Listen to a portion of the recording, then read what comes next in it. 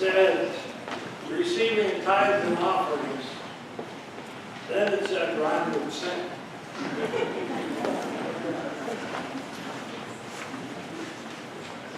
But I've learned after 25 years of pastoring that a bulletin is just a guide.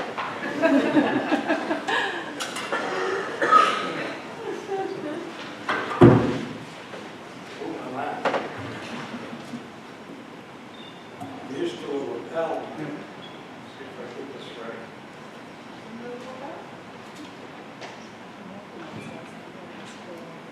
Is that working? Yeah. Cool. What do I do with this? Put it in your pocket. In my pocket? Yeah, there you go. Is that okay? You're good. Everybody can hear me? I'm the fill-in today. The last report that I received on Friday was that Pastor Nadine had finally got her fever down to about 101.8, but she needs to get it down to about 99 before they'll allow her to go home. So continue to keep her in your prayers. And pray for me also, because I have a funeral tonight, filling in for her, and I haven't done a funeral in like 9 years. But that should go up, because you don't forget those things, right? It's like getting back on a bicycle. Would you pray with me? Oh, gracious God, just ask that you surround us now. Let the message touch some hearts. I've already learned that Psalm 139 is one person's favorite psalm. Allow that the commentaries will be your words and not mine. In your name we pray. Amen. Billy Graham says, prayer is more than verbally filling in some requisition blank. It is fellowship with God. It is communion with the Lord through praising Him, rehearsing His promises, and then sharing our needs. So then we should thank God and praise Him before we ask for anything. Look how far into the Lord's Prayer we go before we ask that He give us our daily bread. If you want a biblical example of a wonderful prayer that lifts up the majesty and wonder of God before it asks anything for itself, you will find it in the 139th Psalm. This morning, I'd like to take that psalm and break it down by verse. Now, there's only 24 verses, so I promise the golfers I'll have you out of here by 1 o'clock. What I'd like to do, is that me moving around doing that? Yeah. Okay. So stay still. We'll start with number 1. And what I'm going to do at each verse, I'll say number 1. And you reply back 1. Okay, so I'll know I'm on the right one. So we're going to try that. Number 1. 1. That is good. That is wonderful. Okay, then I'll ask you to read it with me. Yahweh, you have searched me and you know me. As the result of that search, of that close investigation, you have seen all that is in our hearts. Nothing is or can be concealed from you. It is with this deep consciousness that the psalm begins, and all that follows is but an expansion or an application of this idea. It is of much advantage in suggesting right reflections on our own character to have this full consciousness that God knows each of us. He knows each of us altogether, that He sees all that there is in our hearts, that He has been fully acquainted with our past life, and He knows every part of us. Number 2, you know I'm sitting down and my rising up. You perceive my thoughts from afar. And the various circumstances of life, you know us. You know us in one place as well as another. We can't change our position that you will not see us, and that you will not be perfectly acquainted with all that we say and all that we do. In every moment, in every movement, in every occupation, you have full knowledge of each of us. We can't go out of your sight. We can't put ourselves in a position that you will not see us. You see what our paths are and what our plans are, what we design to do, everything that we're thinking about. Wow, how unwilling would bad people be, would even good people be, to have those round about them know what they are thinking. But God knows. From afar.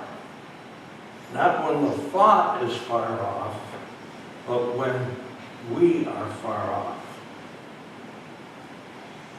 God still sees us as clearly as if we were right next to Him. We cannot go so far from God that He will not see perfectly all that we're thinking about. Number 3. You're starting to lose it a little bit, but not bad. You search out my path and my lying down, and are acquainted with all our ways. You are acquainted with all our ways. All the paths that we tread, the whole course of our lives, all that we do, in all places and at all times, even when we're lying down, it is fully known to you. Number 4. For there is not a word on my tongue, but behold, Yahweh, you know it altogether. All that we say, all that we have the power to say, all that we are disposed at any time to say, God knows. He knows what is said and He knows what is meant. We don't necessarily say everything, do we? And what we say may not be true. It may be insecure, it may be hypocritical, but God knows exactly what we're trying to say and what is meant and what is being said. Number 5. That was better. You hem me in behind and before. You laid your hand on me. You have laid your hand upon us in our past, and you will in our future. We can't escape your watchful love. There's no way we can get away from it. God loves us, each one of us, that much. Number 6. This knowledge is beyond me. It is high. I cannot attain to it. I just had a sudden recollection of Johnny Carson on the Tonight Show, and you're my Ed McMahon.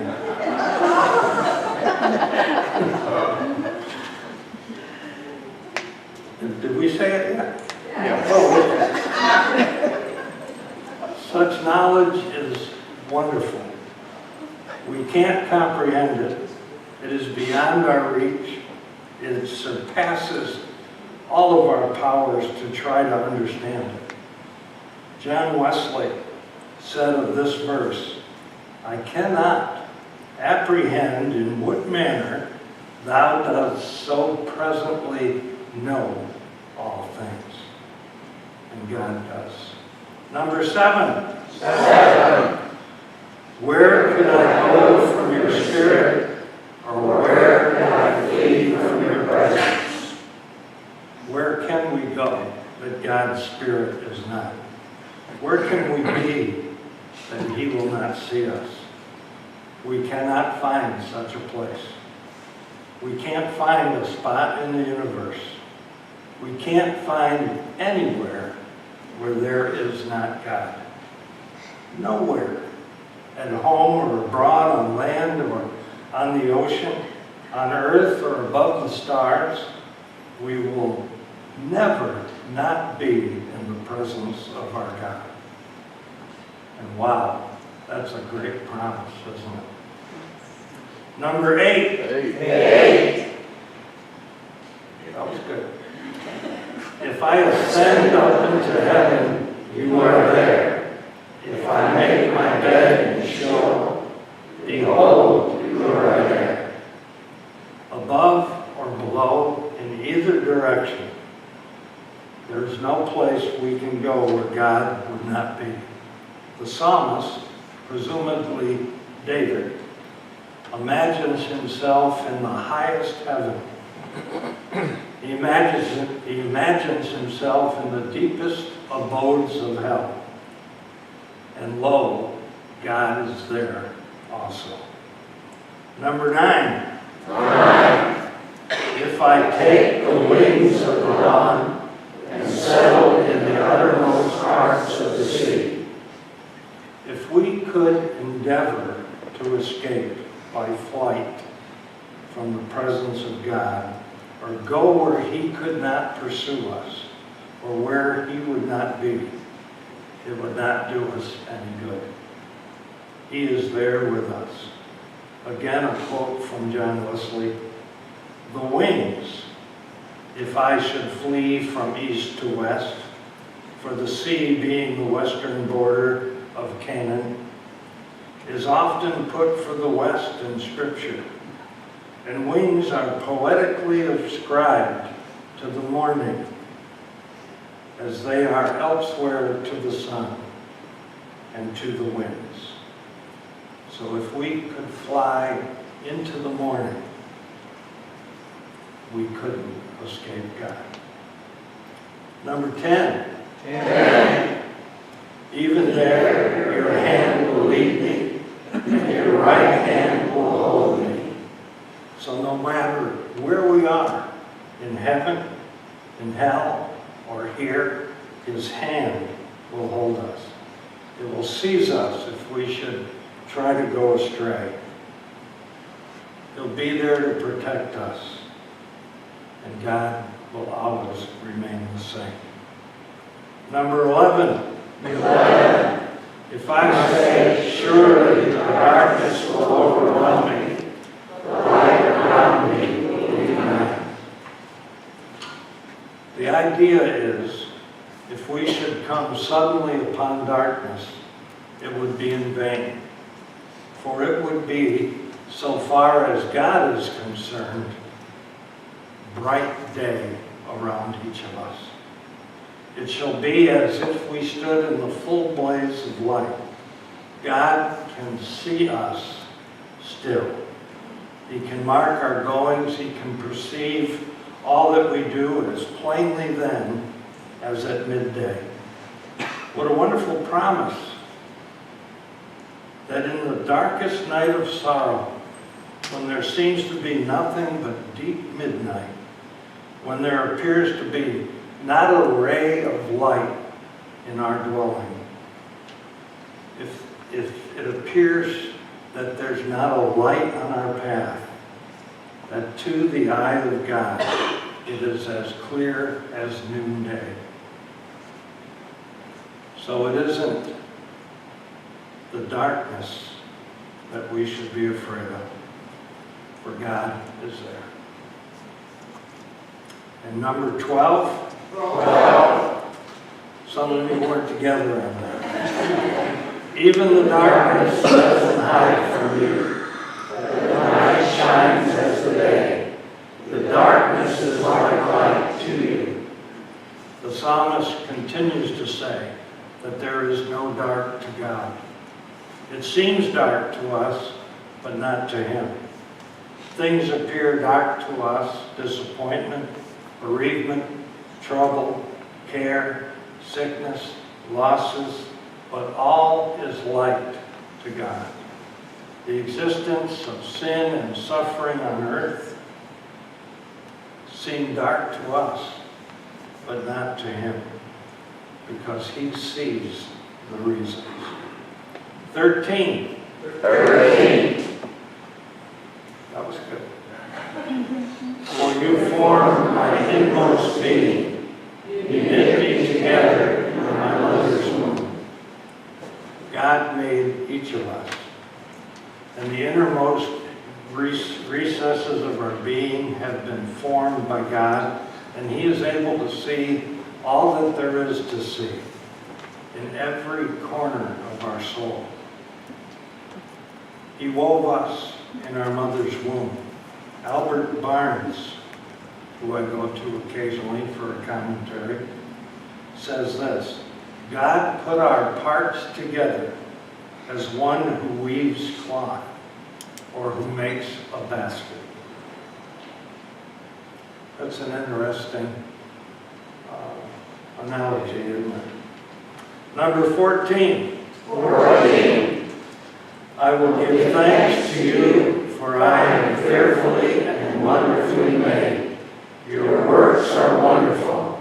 My soul knows that very well.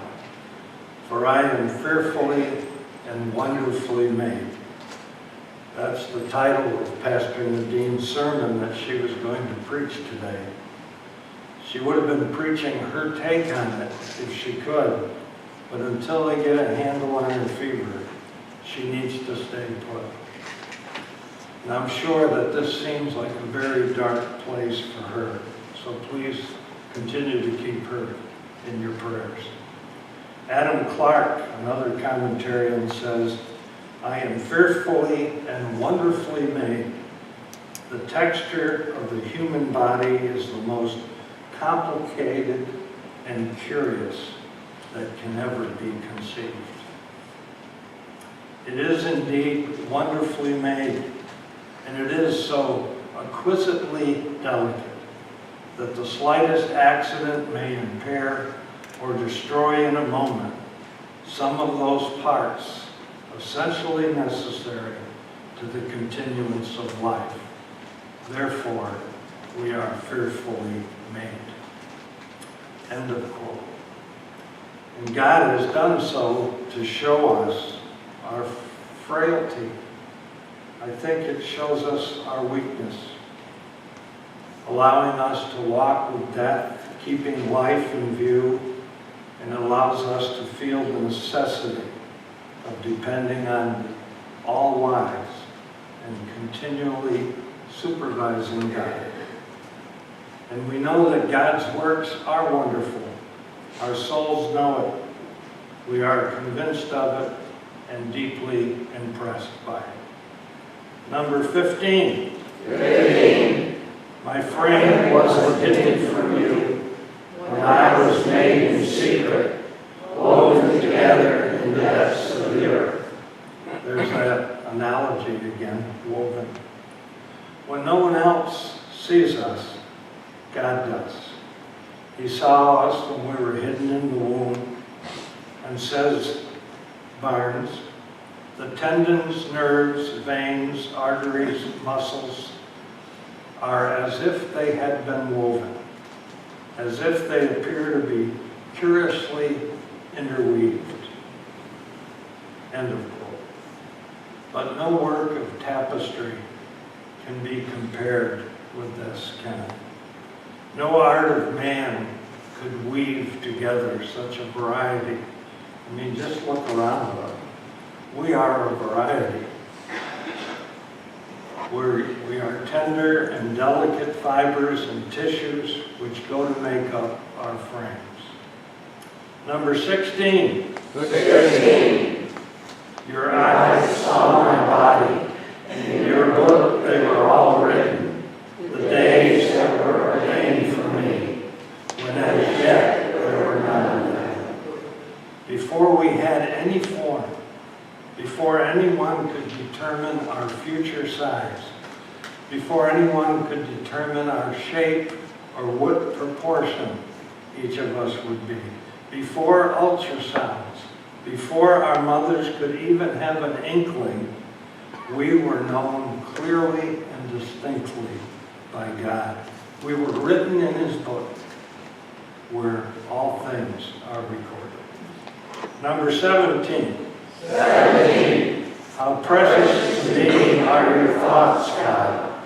How vast is the sum of them. I haven't looked. They've been going right together. Excellent job, Imperial. Thank you. She did all that, with just a phone call. God's thoughts are precious to us. The thoughts before we were made, and the thoughts that are with us now. Said John Wesley. Notice I used him quite a bit. Thoughts, thy counsels on my behalf. Thou didst not only form me at first, he talked funny, but ever since my conception and birth, thy thoughts have been employed for me. I think I understand that. Number 18. 18. If I would count them, they are more in number than the sand. When I wake up, I am still with you. If we could count them, but we can't. They are beyond calculation. When we wake, God is still with us. We can't get out of His presence. We are ever under His care. Number 19. 19. If only you, God, would kill the wicked. Get away from me, you bloodthirsty men. What a big transition, is it not? I mean, for 18 verses, we've been talking good stuff, and suddenly the psalmist says, kill the wicked. I don't understand that, but it's as if David must have had a thought while he was saying this prayer to God. Perhaps he was suddenly struck with the idea of the condition of wicked people in the world. And as God knows all things, he was asking God that they be removed. Number 20. 20. For they speak against you wickedly. Your enemies take your name in vain. David is continuing on explaining what the enemies do. And we do know who the enemies are in our lives. Number 21. 21. Yahweh, don't I hate those who hate you? Am I not grieved with those who rise up against you? The word hate used here is applied to those who hate God. It must be understood in the sense that he disapproved of their conduct. And David desires not to be associated with them, that he wished to avoid their society and to find his friendship and fellowship among people of different character. And we should be grieved whenever we see injustice about us. All we need to do is turn on the TV, don't we? Number 22. 22. I hate them with perfect hatred. They have become my enemies. Pretty much a reiteration in verse 21, emphasizing his disassociation with those people. And number 23. 23. Search me, God, and know my heart. Try me and know my thoughts. He's back. He He's away. He's gotten away from asking God to kill the wicked. He now asks God to search him in his heart. Very similar to verse 1. Yahweh, you have searched me, and you know me. I almost hate to do this last one. Number 24. Number 24. That was good.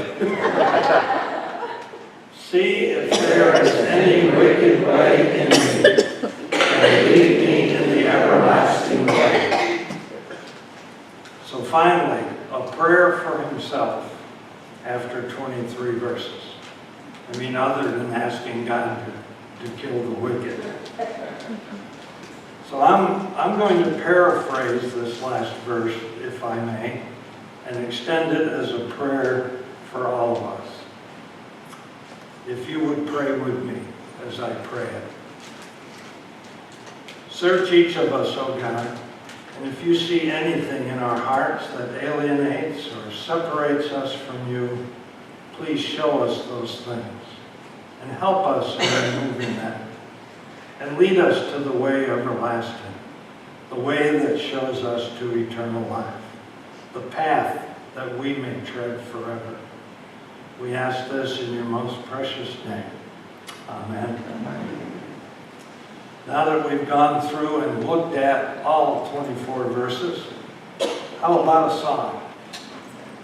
There's quite a few Psalm 139 songs, including one I like from Mercy Me, but I couldn't find a video of that one. Well, I did find a video of that one, but it had copyright on it. But I did find one I like very much from Noteworthy Music called You Carry Me. And the lady's name is Patty Welker that sings it. And on YouTube at the bottom where they have the comments, she said, please share this with everyone. So I'm sharing this one with you. All of those words that we spoke from Psalm 139, you'll see some of them in the song. If it catches your ear and you feel you want to sing along with it, please do. But it's also a very good video.